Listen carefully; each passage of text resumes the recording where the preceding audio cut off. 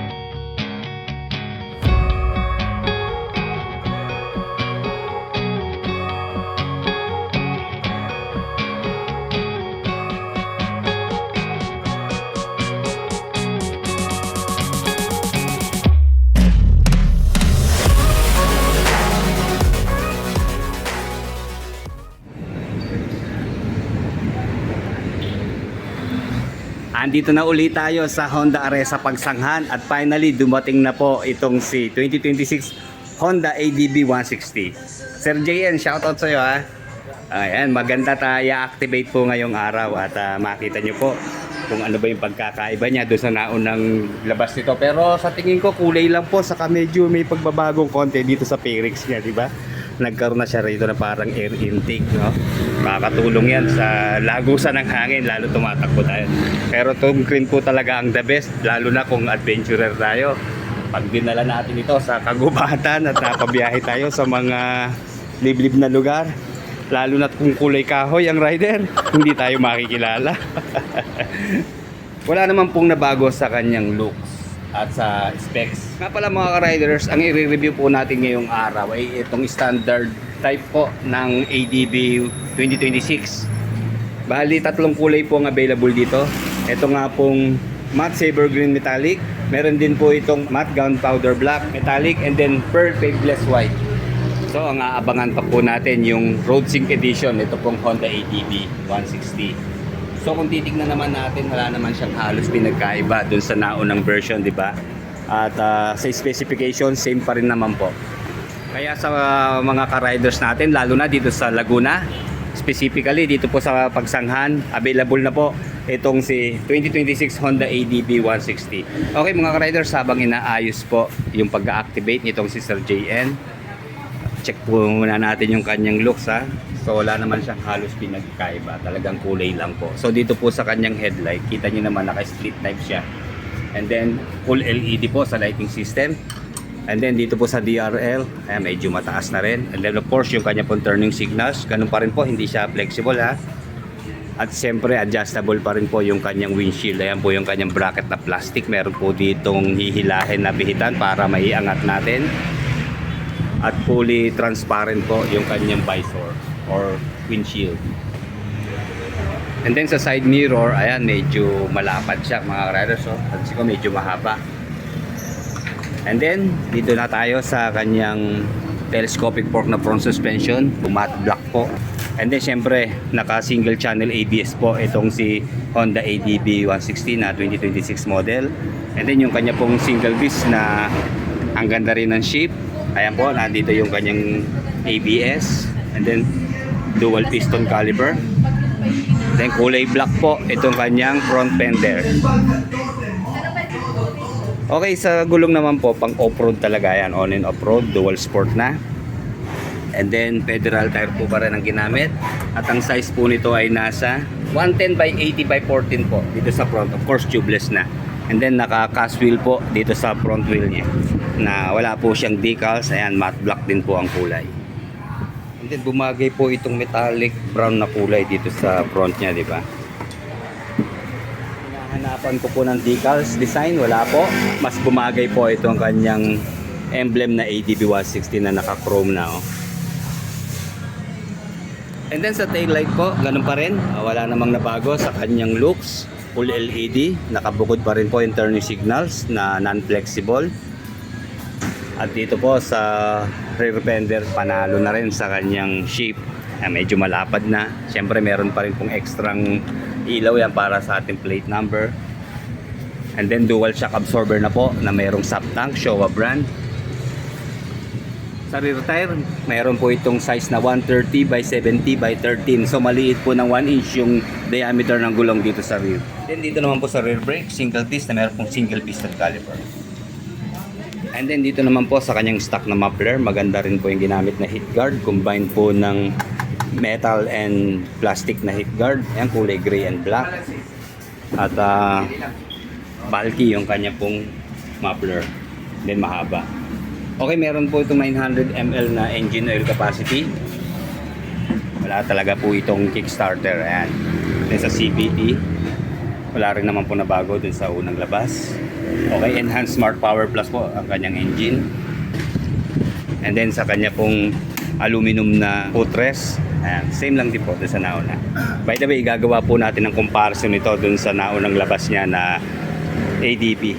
Okay, ipupwesto po natin ng maayos para maikutan. Ayan, doon tayo sa bandang likuran para maluwag-luwag.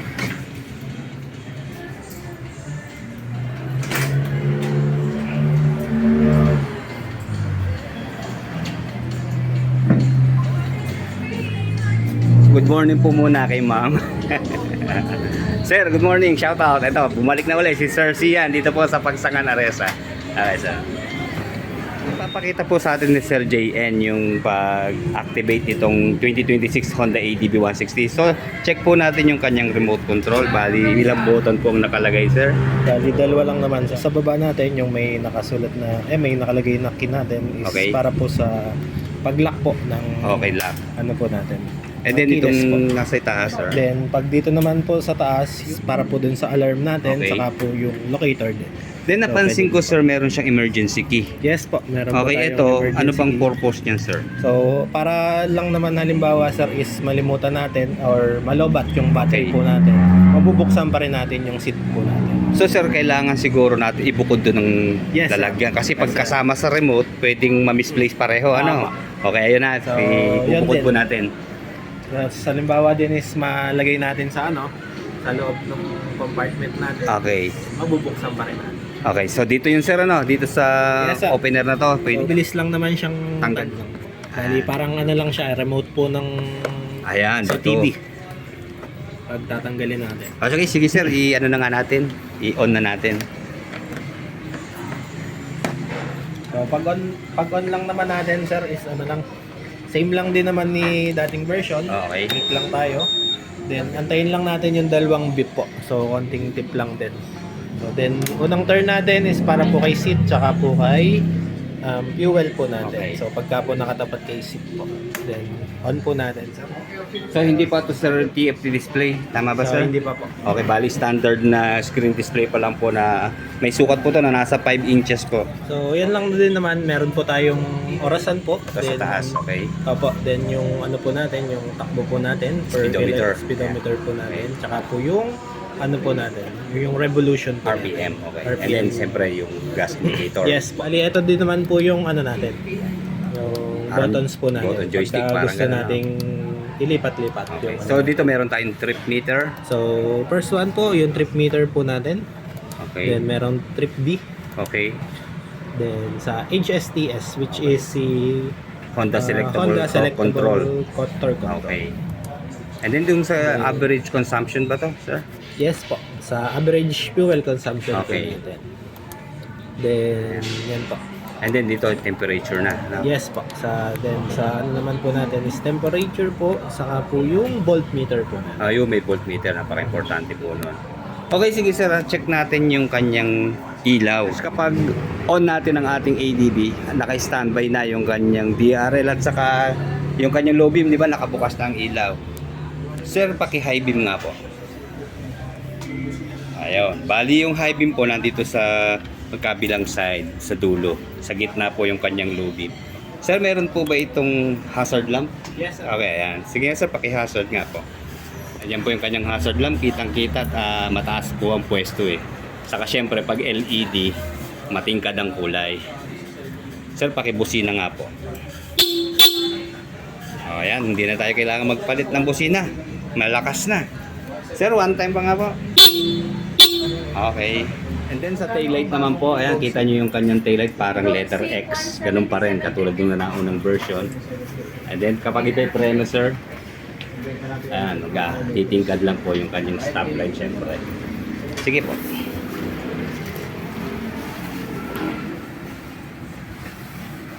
Pagka po i-alarm natin, kailangan din nakalock po yung keyless po natin. Okay. Lock po muna natin. Ayan. Pagka po nag-red po, ayan. Pag naka-red po yung Okay. remote po natin, indicator po siya na nakalock na po yung Okay. keyless po. Ayan. Click lang po natin sa yung nasa taas po. Okay. So once po na mag-beep, may makikita po kayong red po dito. Sige sir, meron din po. Ayan na yan. So sir, paano yung maingay ba yung kanyang alarm? Pwede bang Yes, i-demo natin? Ingay din naman po. Okay. Pero hindi siya masakit sa tenga, di ba? Yes po. Tama lang. Kaya lang, Papatayin lang din naman. nakakataranta rin. Ayun. Yung sa taas lang sir, ano, halimbawa, on and off lang eh, sa taas. Apo. Then Okay. hindi pa rin po siya mamamatay. Okay. So pag papatayin na po natin, yung ayaw na po nating nag-alarm po, make sure po natin na bubuksan natin yung pan. Okay. So, wait lang po ulit. Once po na mag-yellow po, indicator po siya na bukas na po. Pwede na. yung- Okay. Yes. Sige. Okay. Kailangan po bubuksan po yung panel po natin. Okay. Para po mamatay po yung alarm po. Sige, sige. Yun. Tsaka po natin i-lock. Okay. Okay, sa naked handlebar naman po nitong si 2026 ATV, same lang din naman po. Matte black po siya na aluminum. And then sa mga switches and button, wala naman po nadagdag. Same pa rin po. High beam, low beam sign, horn, and then turning signals. Dito po, meron siyang idling stop. Ayan, and pag i-activate, i-on lang, then off sa taas. Hazard lamp dito po sa gitna. And then electric starter, push button. And then syempre kanina dinemo nga po, naka-smart keyless system na po sa kanyang ignition. And then ganun pa rin naman po yung pwesto ng kanyang packet dito pa rin po sa left side. And then ayan, type C na po yung kanyang charging port. Kung dati po ay USB type ready, so ngayon po ayan, mas komportable na po tayo makakapag-charge at type C na rin siya. And then malalim din naman po pero makitid lang yung kanyang box dito sa left side. Check natin yung ating cellphone ha. Ayan, pa side lang ang lagay. Ayan, kahit siguro dalawa mga riders pwede. So ayan, hindi na mapapasa ang ating cellphone habang nagcha-charge. At syempre, hindi rin mahuhulog. Sa fuel tank capacity, ganun pa rin naman po, 8.1 liters. So tama-tama lang. At meron po siyang fuel consumption na 45 kilometers per 1 liter. Ayon po yan sa WMPC test method. And then sa top speed po, sa manufacturer's claim, maabot po ito ng 115 kilometers per hour. Upuan, naka two-tone po siya, kulay gray and black combination. Maganda rin po yung kanyang double stitch na kulay gray. Ang tabas niya malalim. Ayan, meron na tayong stopper dito sa gitna. And then makapal po yung kanyang seat cover. Hindi nga lang po kalambutan yung foam, pero mamaya malaman natin na sasakyan po natin to. Na maganda, hindi siya gasinong malapad. Check naman po natin yung kanyang underseat storage. Meron po itong capacity na nasa 27 liters. So malaki na po yan. Magpit po tayo ng helmet ha. Tingin ko parang mas lumaki ngayon eh oh. Pagsukat tayo ng helmet para sure. Yung pong pwesto ng battery yan nasa bandang gitna. So hindi siya umagaw ng space para dito po sa ating U-box. So palagay muna natin kanyang takip. Then basic tools, manual. Okay. Ayan ang ating pwesto ha. Ibig sabihin na ini-endorse ka dito sa tindahan. Mali ang pwesto natin. Babalik na rin natin ha.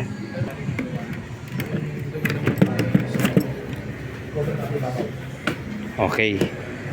Parang naninibago ako ah.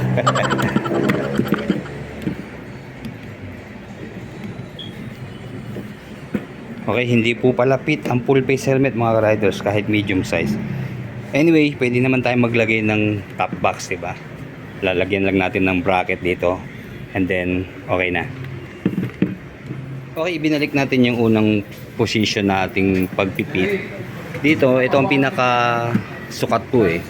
Kaya lang, medyo angat siya. Pero, titiinan natin mabuti para lang mag-lock.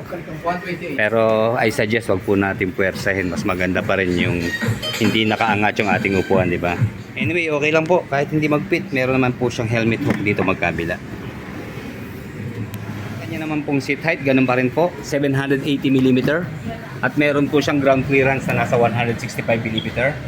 At tumitimbang po ito sa kanyang curb weight na nasa 133 kilos. And then ganun pa rin naman po sa kanyang performance. Meron po itong maximum power na nasa 11.8 kilowatts or 15.8 horsepower at 8,500 RPM and 14.7 Newton meter of torque at 6,500 RPM. 4-stroke, single cylinder, 4-valve, single overhead cam, liquid cooled sa cooling system, and then fuel injected sa fuel supply system, 160cc displacement, and then enhanced smart power plus sa engine. Okay, sakyan na natin mga riders ha. Sa height na 5'8 po ha. Ayan. Okay, unang impression po. Para tayo nakasakay sa tangke. Ang lapad po niya. At bumagay talaga yung kulay, di ba? Siyempre, pag adventurer ka, dapat talaga nature ang kulay niya, kulay green. And then, ayan, hindi naman masyadong nakatiyad mga riders. So, tamang-tama lang po sa height na 5'8. Check natin yung footboard. Pwede naman tayo mag-extend. Hindi nga lang siya kahabaan na, pero saktuhan lang din sa atin. Aatras lang tayo para komportable pag nangangalay na sa long ride. Ayan. And then, check natin yung kanyang handlebar kasi medyo mahaba siya dahil meron pang bar end. So, eksakto lang po sa ating hita. May distansya pa ng mga nasa half inch. Ano, babalisan niya? Ito! Hello! Lambot ng handling niya oh. And then, check po natin yung kanyang rear brake. Okay, ito malakas ang kapit po ng rear brake oh. Half press lang oh, kagat na agad siya. And then sa front brake, oh, equal lang po sila ng preno, malakas din. Ano, half press lang. Tukod na tayo agad oh. Pero hindi tayo susubsob oh. Tamang-tama lang, swabing-swabe yung kanyang preno. And then yung kanya pong Showa na rear suspension, check natin.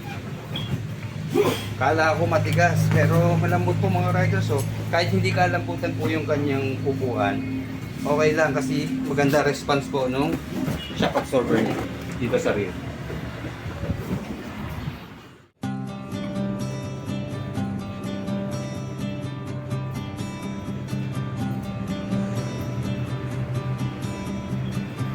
Hear the beating of our hearts.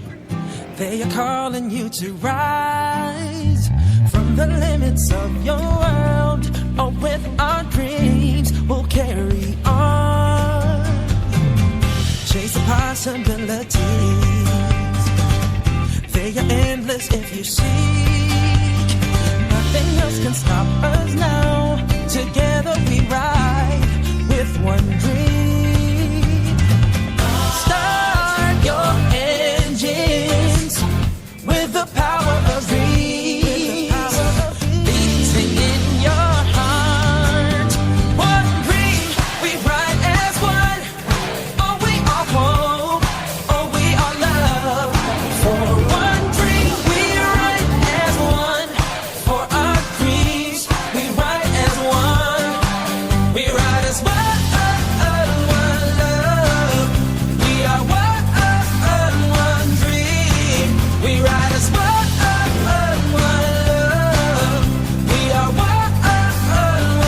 Then alamin na po natin yung kanyang cash price dito po sa Honda Areza pagsanghanan ngayon pong February 9, 2026 sa cash price po ng ADB ABS 169,850 pesos. Magda-down payment po tayo ng 17,400 and then sa installment po sa 1 year 17,120, sa 2 years naman po 10,065 at sa 3 years naman po ay 7,895 months. And then syempre may rebate po ito na 200 pesos kapag update po tayo magbayad. Para sa mga karagdagang katanungan nyo po, pwede nyo po i-visit yung kanilang Facebook account na Honda Aresa Pagsakan. Okay, like, comment, and subscribe sa ating channel. Salamat po. Oh, we are hope.